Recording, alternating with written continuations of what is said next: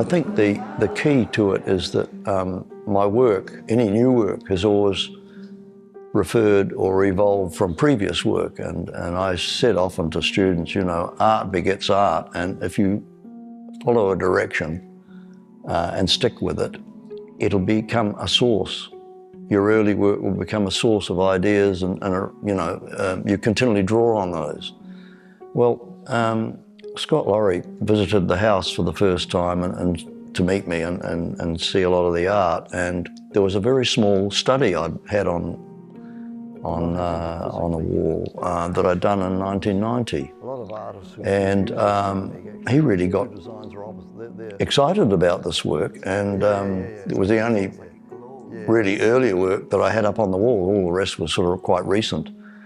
I thought about this and I thought, no, I didn't really explore the ideas proffered in that particular work. And I went back to the drawings, and the work to my right here is the result. It's actually a translation of this very early small study that Scott has. So yeah, again, it was an evolution, and it was me referring back to earlier ideas that perhaps hadn't been fully resolved, or I'd sort of put aside and moved on to other things.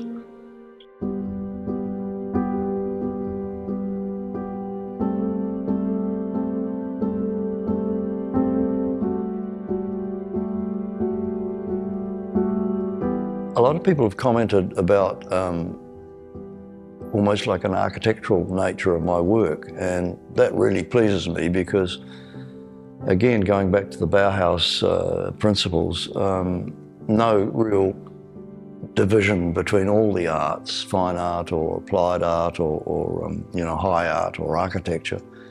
And the fact that I use a lot of content titled shape, which is something I've used like a subject matter. So I always want the internal nature of the composition to be reflected in the outside edge of the work. And this is not unique to me at all. There's several very well-known contemporary artists around the world, including Frank Stella in the States. And of course, when you do that, it just doesn't become an object on the wall. It draws in the environment it's in, and it's usually an internal architectural environment. And using aluminium framing, like I do, is another stamp to the constructed architectural finish, like the negative details in the framing is something that was pointed out to me by an architect, and I hadn't thought about it, you know. So that's really the essence of you know, the subject matter I'm doing.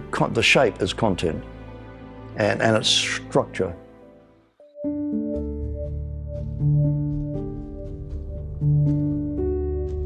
Two quite different pieces of work that are in this show, using a kinetic technique, and one's largest or middle size, and the other's quite small, but they require the viewer to walk through an arc of 180 degrees so that they see the two images involved.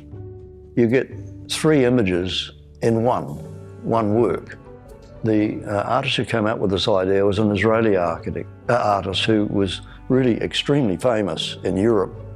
But he came up with this technique of a variated staggered support or surface to work through. From an angle, if you walk through the arc of 180 degrees, you'll see on one side, you'll see the image of one of the paintings. And if you progress to the center of the arc, walking past it, you'll see a combination of the two paintings. And if you go to the other side, the other angle, you'll get the other single image.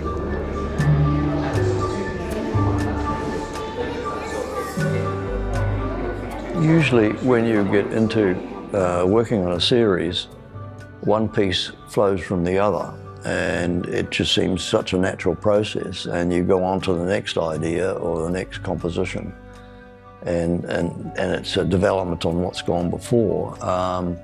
But this particular show is a little bit different in that I tried to go much larger scale than I normally do, and There was one big work here that I got, a little bit like theatre, I got stage fright.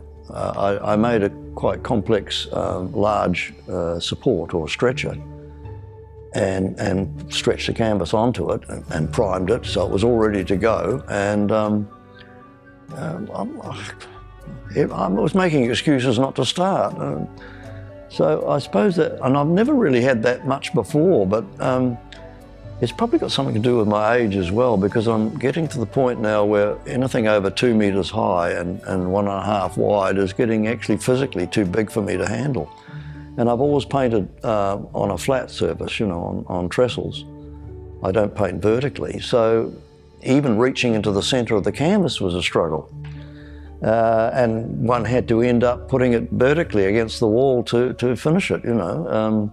So on that level, that physical level, I got a bit wobbly. I think that's the only word to say. I'll describe it.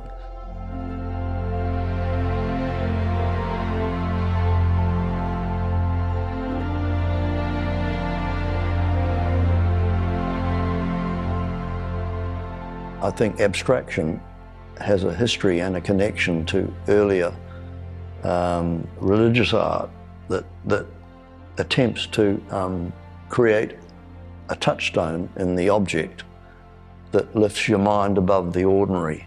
And that was one of the goals of abstraction. You know, as an atheist, a long-term atheist, 3 generations of atheists in my family, we're not believers in any traditional religion, but there's still a need within you for some sort of level or area or something in your head that requires an uplift to balance out the everyday struggles of life and existing and paying bills and all that sort of stuff. And art always provided that for me. It was something that removed me completely from reality, because, you know, you finish a work and you're happy with it. The best thing was always, and I remember very early days, I still smoked, like a lot of people. And the real plus and joy, and this was echoed by another colleague of mine at the time, is finishing a work, sitting on a chair, back from the work on the wall at the end of the studio, and having a smoke, and getting that buzz and uplift from being satisfied with what you've done and the effect it has on you.